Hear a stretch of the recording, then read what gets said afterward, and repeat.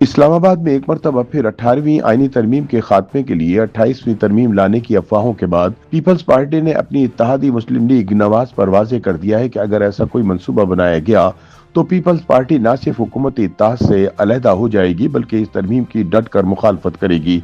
یاد رہے کہ پیپلز پارٹی کے چیئرمین بلاول بھٹو پہلے ہی کہہ چکے ہیں کہ کسی کے باپ میں بھی جرت نہیں کہ 18ویں آئینی ترمیم کو ختم کرنے کی کوشش کرے۔ دوسری جانب پاکستان کی طاقتور فوجی اسٹیبلشمنٹ طویل عرصے سے 18ویں آئینی ترمیم کو ریاستی نظم و نسق کے لیے ایک بڑی رکاوٹ قرار دیتی رہی ہے۔ اسٹیبلشمنٹ کے نزدیک 18ویں ترمیم کے بعد وفاقی حکومت کمزور جبکہ صوبے غیر معمولی حد تک طاقتور ہو گئے، جس کے نتیجے میں قومی سطح پر پالیسی سازی، داخلی سلامتی، تعلیم، صحت اور ترقیاتی منصوبوں میں یکسانیت ختم ہو گئی۔ یہی وجہ ہے کہ اس ترمیم کو عسکری اور بیوروکریٹ حلقے غیر متوازن وفاق کی علامت سمجھتے ہیں، جہاں مرکز کے پاس نہ مکمل اختیار ہے اور نہ ہی صوبوں کو جواب دہ بنانے کا مؤثر نظام موجود ہے۔ اس پس منظر میں 28ویں آئینی ترمیم کے حوالے سے اسلام آباد میں ہونے والی مشاورت نے ایک بار پھر یہ بحث چھیڑ دی ہے کہ آیا حکومت در حقیقت 18ویں ترمیم کو واپس لینے یا کمزور کرنے کی راہ ہموار کر رہی ہے، یا یہ محض بلدیاتی نظام کی اصلاح کا معاملہ ہے۔ یہ بحث حال ہی میں تب شدت اختیار کر گئی جب قومی اسمبلی میں خطاب کرتے ہوئے وزیر دفاع خواجہ آصف نے 18ویں ترمیم کو ڈھکوسلا قرار دیا۔ ان کا کہنا تھا کہ اس ترمیم کے ذریعے اختیارات عوام کی نچلی سطح تک منتقل ہونے کی بجائے صوبائی دارالحکومتوں میں مرتکز ہو گئے ہیں، جس کے نتیجے میں بڑے شہروں میں انتظامی بحران پیدا ہوا۔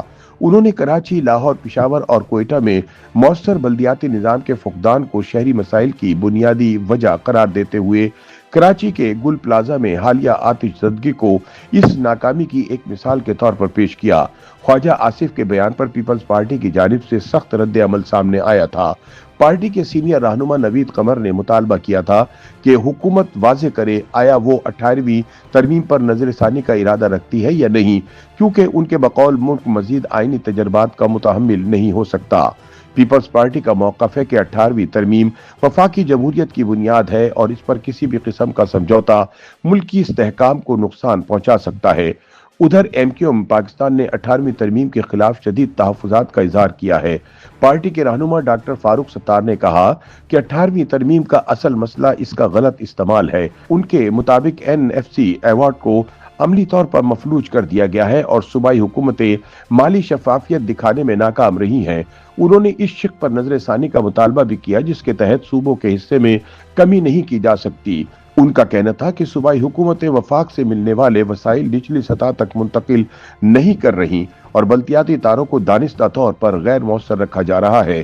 ان کے مطابق 28ویں آئینی ترمیم کے ذریعے آئین کے آرٹیکل 140A میں ترمیم کر کے بلدیاتی انتخابات کو بروقت اور لازمی بنانا اور پورے ملک میں یکساں بلدیاتی قوانین نافذ کرنا وقت کی عام ضرورت ہے۔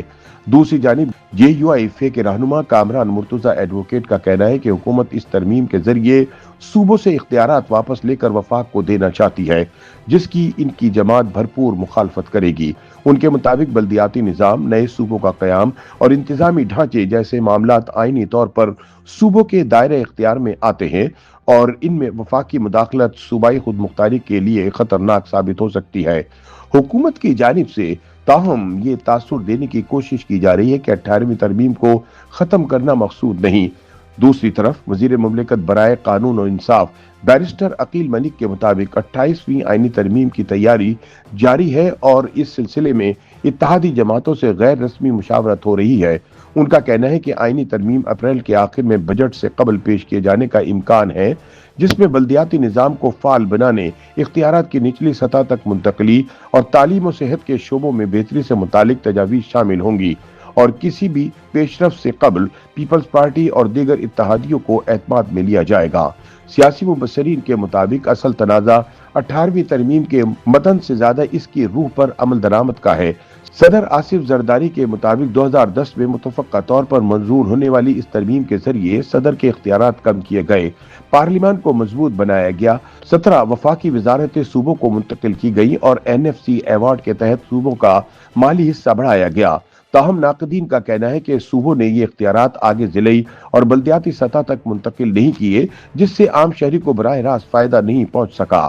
इस नुक्ते को बुनियाद बनाकर ताकतवर रियासती हल्के ये मौक़िफ़ इख्तियार करते हैं कि अगर मरकज को महदूद इख्तियारात वापस न दिए गए तो कौमी सतह पर गवर्नेंस का बहरान मजीद गहरा हो सकता है।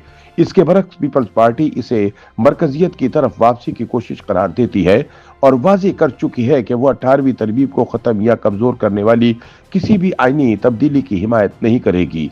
सियासी तज्ज़ियाकारों का कहना है कि अगरचे फिलहाल 28वीं आईनी तरमीम के जरिए 18वीं तरमीम को मुकम्मल तौर पर वापस लेने का कोई वाज़ेह ऐलान सामने नहीं आया, ताहम बल्दियाती इस्लाहात के नाम पर सूबाई इख्तियारात में कमी की कोशिशें की गई तो ये मामला एक बार फिर शदीद सियासी महाजराई में तब्दील हो सकता है, जिसका बराह रास्त असर वफाकी निज़ाम के मुस्तकबिल पर पड़ेगा।